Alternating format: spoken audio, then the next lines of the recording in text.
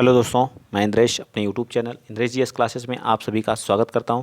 तो आज हम लोग क्या देखेंगे, सीडीपी। ठीक है, जो हमारा सभी एग्ज़ाम जो हमारे सी टीचिंग लाइन के हो गए, सीटेट हो गया, यूपी टेट हो गया, यूपी टेट हो गया और यश टेट, यश टेट। ठीक है, और हमारा अभी DSSS के लिए भी वैकेंसी आने वाली है 16,000 कुछ जो है, तो उसके लिए भी मोस्ट इंपॉर्टेंट है। ठीक, चलिए स्टार्ट करते हैं आज का पहला क्वेश्चन। निम्नलिखित में से कौन सा व्यक्तित्व का जो प्रक्षेपी परीक्षण नहीं है, मतलब आपका जो व्यक्तित्व है, ठीक है, व्यक्तित्व को जो मापन करने के लिए जो परीक्षण किया जाता है, इनमें से कौन सा है? रोसा स्याही धब्बा परीक्षण। रोसा, आप यहाँ से ये भी याद कर सकते हैं, रोसा स्याही धब्बा परीक्षण किसके लिए, ये भी आप लोग याद कर सकते हैं। तो बताइए ए पार्ट का जो ए पार्ट सही है, या TAT, या शब्द सहचर्य परीक्षण, या 16 PF परीक्षण। इसमें हमें निगेटिव पूछा है। ठीक है, तो बताइए राइट आंसर क्या आ जाएगा? ये हमारा जो 16 PF परीक्षण जो हम लोग इसके लिए नहीं करते हैं, व्यक्तित्व के प्रक्षेपी परीक्षण के लिए नहीं किया जाता। बाकी हमारा ए पार्ट जो है, रोसा स्याही परीक्षण भी करते हैं, TAT परीक्षण भी इसी के लिए करते हैं, शब्द सहचर्य परीक्षण भी हम लोग इसी के लिए करते हैं। ठीक है, शब्द सहचर्य परीक्षण, शब्द सहचर्य परीक्षण भी इसी के लिए किया जाता है, व्यक्तित्व के मेजर के लिए। आगे आ जाइए, क्वेश्चन नंबर आप बताएंगे कौन सा? 102 बता दीजिए। 102 क्या करा कि आवश्यकता का जो पद अनुक्रम सिद्धांत द्वारा प्रतिपादित किया गया था, वाटसन के द्वारा, मैस्लो के द्वारा, कोहलर के द्वारा, पावलोव के द्वारा। तो 102 का 102 का राइट आंसर क्या आ जाएगा? मैस्लो के द्वारा। किसके द्वारा किया गया था? मैस्लो के द्वारा। आवश्यकता का जो पदानुक्रम सिद्धांत है वह प्रतिपादन किया गया था, मैस्लो के द्वारा किया गया था। ठीक है, याद रहेगा ना, किसके द्वारा? मैस्लो के द्वारा। और इन्होंने क्या बताया था? नैतिकता के विकास, नैतिकता के विकास का जो है, इन्होंने क्या बताया था? नैतिकता के विकास के लिए। ठीक, चलिए आगे आ जाइए, क्वेश्चन नंबर आप बताते हैं 103 क्वेश्चन। ठीक, क्वेश्चन नंबर 3 क्या करा कि निम्नलिखित में से किसको जो मुख्य अधिकारी या ग्रंथि कहते हैं? थायराइड ग्रंथि को, अंतःस्रावी ग्रंथि को, एड्रिनल ग्रंथि को, या पीयूष ग्रंथि को? बताइए। तो नवरात्रि चली रही है, आप लोगों को माता रानी से आप लोग दुआ करिए कि आप लोगों को जल्दी से जो नौकरी मिल जाए और वैकेंसी आ भी जाए जो। ठीक है, चलिए बताइए, थर्ड का बताइए राइट आंसर क्या जाएगा? पीयूष ग्रंथि को मास्टर ग्रंथि भी कहा जाता है। ठीक है, पीयूष ग्रंथि को क्या कहा जाता है? मास्टर ग्रंथि, हमारे का दिमाग में पाई जाती है। ठीक, चलिए आगे बताइए, क्वेश्चन नंबर 4 ने सामूहिक अचेतन का संप्राप्ति दिया था, किसने दिया था? बैकग्राउंड में थोड़ी सी आवाज़ आएगी तो आप लोग उन सभी आवाज़ को इग्नोर करिएगा। ठीक है, ने जो सामूहिक अचेतन का संप्राप्त्य दिया था, कौन? युंग ने, फ्रॉड ने, एडलर ने, सलीवन ने? बताइए। चौथा का राइट आंसर क्या आ जाएगा? सलीवन ने दिया था। ठीक है, सामूहिक अचेतन, ठीक, उसका किसने दिया था? तो सलीवन ने दिया था। अंगूर खट्टे हैं का उदाहरण है दमन का, यौक्तिकीकरण का, प्रतिक्रिया निर्माण का, या प्रतिगमन का? बताइए, पाँचवें का राइट आंसर क्या आ जाएगा? तो यह हमारा यौक्तिकीकरण, जो हमारे अंगूर खट्टे हैं, या एक यौक्तिकीकरण का क्या है? एग्जाम्पल है, याद रखिएगा, यौक्तिकीकरण का। नेक्स्ट बता दीजिए, क्वेश्चन नंबर 6 अधिगम का जो क्रिया प्रसूत अनुबंधन सिद्धांत द्वारा दिया गया था, अधिगम का जो क्रिया प्रसूत अनुबंधन सिद्धांत किसके द्वारा किया गया था? थार्नडाइक, स्किनर, पावलोव, या टॉलमैन के द्वारा? बताइए। 6 का राइट आंसर क्या आ जाएगा? तो 6 का राइट आंसर क्या आ जाएगा? डी पार्ट, स्किनर के द्वारा। किसके द्वारा? स्किनर के द्वारा। ठीक है, नेक्स्ट बताइए, क्वेश्चन नंबर 7 औसत बुद्धि वाले बालकों की जो बुद्धि लब्धि होती है, जो औसत बच्चा होता है, जिनका एवरेज IQ लेवल होता है के बीच होता है 50 से, ये तो बिल्कुल गलत है। ठीक है, मंद बुद्धि 70 से, तो 90 से 109, या 110 से 129 के बीच जो औसत बालक होते हैं उनकी क्या होती है? बताइए। क्वेश्चन नंबर 7 का तो सी पार्ट हमारा बिल्कुल राइट। जो मंद या औसत बुद्धि के जो बालक होते हैं, औसत बुद्धि वाले बालक, तो उनका कितना होता है? औसत बुद्धि के जो बालक होते हैं उनका जो 90 से 109 के बीच होता है। जो कुशाग्र होते हैं उनका 130 से 140 तक होता है। ठीक, कितना? 130 से 140 के बीच होता है। चलिए नेक्स्ट चलते हैं, अगला question, question number 8। Question number 8 क्या कह रहा है कि निम्नलिखित मापन के स्तरों में सबसे अच्छा कौन सा है? नामिक है, अनुपात है, क्रमिक है, या अंतराल है? निम्नलिखित मापन के स्तरों में सबसे अच्छा कौन सा है? नामिक है, क्रमिक है, अनुपात है, या अंतराल है? तो राइट आंसर क्या आ जाएगा? अनुपातिक जो हमारा मापन होता है वो सबसे इम्पोर्टेंट होता है। कौन सा? अनुपातिक। अनुपातिक मापन या अनुपात वाला मापन जो है वह हमारे लिए क्या होता है? सबसे अच्छा मापन होता है।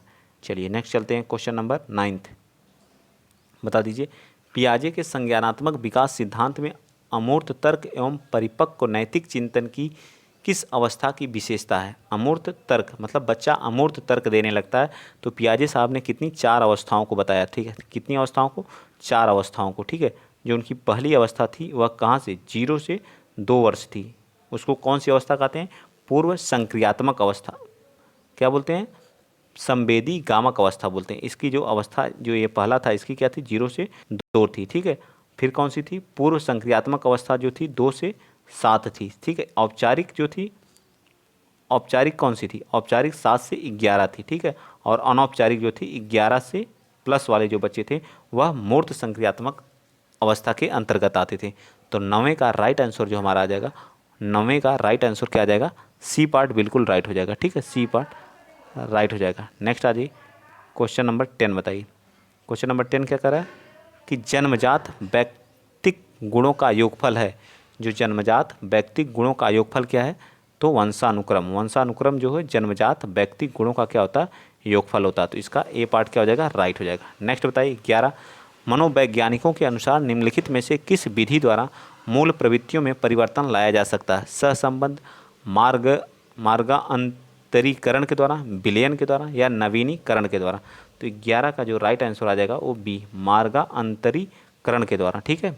तो बी पार्ट हमारा क्या होगा? राइट। नेक्स्ट बता दीजिए क्वेश्चन नंबर 12 क्या करा? क्वेश्चन नंबर 12, प्रत्ययों का बनते रहना एक प्रक्रिया है, विषम, अनियमित, सामायिक या संचयी। प्रत्ययों का बनते रहना एक प्रक्रिया है, विषम, अनियमित, सामायिक या संचयी। तो 12 का राइट आंसर क्या आ जाएगा? 12 का राइट आंसर क्या आएगा बताइए? 12 का राइट आंसर क्या आएगा? आप लोग बताइए फटाफट। तो 12 का राइट आंसर क्या देगा? संचयी, ठीक है। प्रत्ययों का बनते रहना क्या हमारा कल संचयी प्रक्रिया कहलाता है। 13 बताइए, निम्नलिखित में से कौन सा भूलने का कारण नहीं है? मानसिक द्वंद्व, पुनरावृत्ति का अभाव, सीखने की मात्रा, शिक्षक की योग्यता। ये जो शिक्षक की योग्यता जो भूलने से कोई मतलब नहीं रखता, ठीक है। बाकी मानसिक, सीखने की मात्रा, पुनरावृत्ति का अभाव, ये सभी हमारे भूलने की क्या है? कारण है, ठीक। 13 का राइट आंसर क्या आ जाएगा बताइए? 13 का राइट आंसर डी होगा, बिल्कुल सही, ठीक। चलिए आगे चलते हैं। क्वेश्चन नंबर आप बताएंगे 14, बता दीजिए फटाफट। जो लोग पहली बार चैनल पे विजिट कर रहे हैं तो आप लोग 1-2 दिन पढ़िए, आप लोगों को समझ में आ रही सारी चीज़ें, तो आप लोग ज़रूर चैनल को सब्सक्राइब कर लीजिए, क्योंकि जो कंटेंट होते हैं बहुत ही बेहतरीन होते हैं। आपको प्रैक्टिस सेट कराए जाते हैं, प्रैक्टिस सेट करना बहुत ज़रूरी है, ठीक है। खासतौर पे यूपी टेट, सी टेट और यस टेट वालों के लिए। स्पीयर्समैन 1904 आप लोगों के सामने वैकेंसी 2023 में 100% आएगी। ये तो श्योर नहीं है कि कब आएंगी, लेकिन आएंगी। चुनावी वर्ष है तो आना तो तय है, ठीक है। चलिए, स्पीयर्समैन 1904 के अनुसार जो है तर्क करने की क्षमता और समस्या समाधान करने की क्षमता कहलाती है एस कारक, विशिष्ट कारक, जी कारक या सांस्कृतिक कारक। बताइए, एस कारक, जी कारक या विशिष्ट बुद्धि या सांस्कृतिक बुद्धि। 14 का राइट आंसर क्या आ जाएगा? तो 14 का राइट आंसर जी कारक, ठीक है। जी फैक्टर हमारी कहलाती है, ठीक है। नेक्स्ट बताइए, क्वेश्चन नंबर आप बताएंगे 15, बंडूरा का कथन कि बच्चे प्रतिक्रियाएं प्रतिमानीकरण द्वारा सीखते हैं, जिसको भी कहा जाता है अभ्यास द्वारा सीखना, निरीक्षीकरणात्मक अधिगम, अंतर्दृष्टि द्वारा सीखना, पुरस्कार द्वारा सीखना। तो 15 का राइट आंसर क्या आ जाएगा? सी पार्ट आ जाएगा, निरीक्षणात्मक अधिगम कहलाता है, ठीक है। नेक्स्ट आ जाइए क्वेश्चन नंबर 16। क्वेश्चन नंबर 16 क्या कर रहा है? अधिगम हस्तांतरण के द्वित्व सिद्धांत के प्रवर्तक थे थार्नडाइक, स्पीयर्समैन, जड़, गिलफोर्ड। 16 का राइट आंसर क्या आ जाएगा? तो 16 का हमारा राइट आंसर क्या आ जाएगा?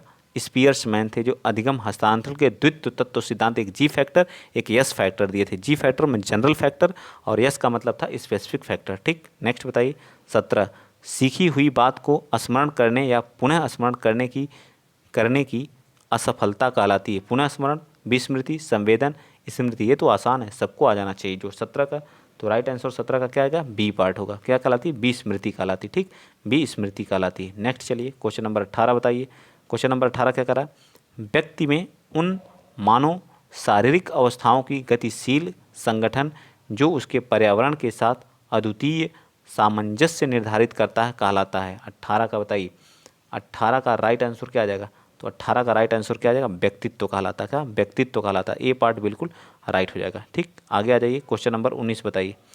सामान्य पुरुष में एक्स वाई गुणसूत्र होते हैं, एक्स वाई गुणसूत्र होते हैं, जबकि सामान्य महिला में एक्स एक्स गुणसूत्र होते हैं। क्या होते हैं? एक्स एक्स गुणसूत्र होते हैं। ठीक है, एक सामान्य पुरुष में XY गुणसूत्र होते हैं और महिला में क्या होते हैं, XX गुणसूत्र होते हैं। ठीक, गुणसूत्रों की संख्या कितनी होती है, 23 जोड़ी होती है और उस तरह से टोटल क्या होते हैं, 46 होते हैं। ठीक है, चलिए जोड़े में रहते हैं तो 23, उस तरह जो है 46। नेक्स्ट बताइए क्वेश्चन नंबर 20, प्राप्तांकों के समूह का वह बिंदु जिसके नीचे समूह के आधे प्राप्तांक और जिसके ऊपर समूह के आधे प्राप्तांक होते हैं कहलाता है मध्यमान, बहुलांक, मध्यांक या मानक विचलन। 20 का बताइए क्या मध्यांक कहलाता है। प्राप्तांकों का वह समूह बिंदु जिसके नीचे समूह के आधे प्राप्तांक और ऊपर आधे होते हैं तो क्या मध्यांक कहलाता है। तो सी पार्ट बिल्कुल राइट हो जाएगा। आवृत्ति वितरण, अगला कह रहा है 21 कह रहा है कि आवृत्ति वितरण को रेखा चित्र द्वारा प्रदर्शित करने की विधियों में से एक विधि है आकृति है, स्तंभ आकृति है, गुफा अक्षर आकृति है या स्वलिखित आकृति है। तो 21 का राइट आंसर क्या आ जाएगा, पार्ट स्तंभ आकृति कहलाता है। क्या कहलाता है, स्तंभ आकृति कहलाता है। नेक्स्ट बताइए क्वेश्चन नंबर 22, पढ़ाते समय सामान्य कक्षा में अध्यापक का सर्वाधिक ध्यान किस वैज्ञानिक तथ्य पर होता है। शिक्षण तकनीकी, व्यक्तित्व भिन्नता, शारीरिक क्षमता, पारिवारिक स्थिति। 22 का राइट आंसर क्या आ जाएगा, सी बिल्कुल होगा, सी बिल्कुल सही हो जाएगा। ठीक है, व्यक्तित्व भिन्नता पर, डिफरेंस पर देखा जाता है। ठीक, नेक्स्ट बताइए, थोड़ा सा ब्लर है, एडजस्ट कर लीजिएगा। ठीक है, जो मनोवैज्ञानिकों ने सर्वप्रथम अपनी आत्मा का परित्याग किया, फिर अपने मन का और फिर अपनी चेतना का अभी वह एक प्रकार के व्यवहार में संजोए हैं, कथन किसका है। टिचनर का है, वुडवर्थ का है, बुंड का है, मैकडूगल का है। तो 23 का राइट आंसर क्या आ जाएगा बताइए। 23 का राइट आंसर क्या आ जाएगा, तो इसका राइट आंसर ठीक वुडवर्थ का, किसका है, वुडवर्थ का है। नेक्स्ट चलिए आगे बता दीजिए क्वेश्चन नंबर 24, मनोलैंगिक विकास में सुप्तावस्था का वर्ष अंतराल संबंधित है। तो सुप्तावस्था का, तो 24 का राइट आंसर क्या आ जाएगा, तो इसका बी पार्ट हो जाएगा। 6 से 51 वर्ष जो होती है सुप्तावस्था का वर्ष अंतराल कहलाता है। ठीक है, नेक्स्ट चलते हैं अगला क्वेश्चन आप बताएंगे 25, जो हमारा विकास के मनोसामाजिक सिद्धांत का प्रतिपादन ने किया था, एरिक्सन ने, कोहलबर्ग ने, फ्रायड ने या वाटसन। जो विकास के मनोसामाजिक सिद्धांत का प्रतिपादन किसके द्वारा किया गया था, तो ये कौन थे, एरिक्सन ने मनोविकास के। नैतिक विकास थे कोहलबर्ग ने, नैतिक विकास थे कोहलबर्ग। ठीक, आगे आ जाइए क्वेश्चन नंबर चलते हैं 26 क्या कह रहा है, के अनुसार जो इदम तथा पराहम व्यक्तित्व के 3 घटक हैं, बंडूरा, एल्डर, युंग और हमारा फ्रायड। किसके अनुसार जो 3 जो हमारे इदम, अहम और परा अहम व्यक्तित्व के 3 घटक, हमारे व्यक्तित्व को 3 घटक हैं, इदम, अहम और परा अहम है। तो राइट आंसर 26 का बता दीजिए। तो इसका राइट आंसर क्या जाएगा, फ्रायड के अनुसार है। फ्रायड के अनुसार, फ्रायड जो होते हैं इन्होंने 3 घटक बताए थे फ्रायड, कौन कौन से, इदम, अहम और परा अहम। ठीक है, परा अहम, ठीक, याद रहेगा। चलिए आ जाइए नेक्स्ट चलते हैं क्वेश्चन नंबर 27, कह रहा है कि किस व्यवहारवादी का मानना है कि अन्य व्यवहारों की भांति भाषा भी क्रिया प्रसूत अनुबंध द्वारा सीखी जाती। वाटसन, गुथरी, स्किनर या थॉर्नडाइक। 27 का बताइए फटाफट, 27 का, तो 27 का स्किनर के द्वारा, किसके द्वारा, स्किनर के द्वारा। नेक्स्ट आ जाइए 28 क्या कह रहा है कि निम्न में से कौन सी केंद्रीय प्रवृत्ति का माप नहीं है, बताइए। 28 में केंद्रीय प्रवृत्ति का माप नहीं है तो क्या, प्रसार है। प्रसार हमारा केंद्रीय प्रवृत्ति का, बाकी सभी हमारे केंद्रीय प्रवृत्ति के माप हैं। अधिगम में प्रयत्न व भूल के सिद्धांत का प्रतिपादन किसने किया था, तो 29 का राइट आंसर किसने बताया अधिगम में, तो हमारे थॉर्नडाइक थे। आज के लास्ट क्वेश्चन है, इसको बता दीजिए। आज का लास्ट क्वेश्चन 30 के अनुसार बालक का विकास आनुवंशिक तथा वातावरण का गुणनफल होता है।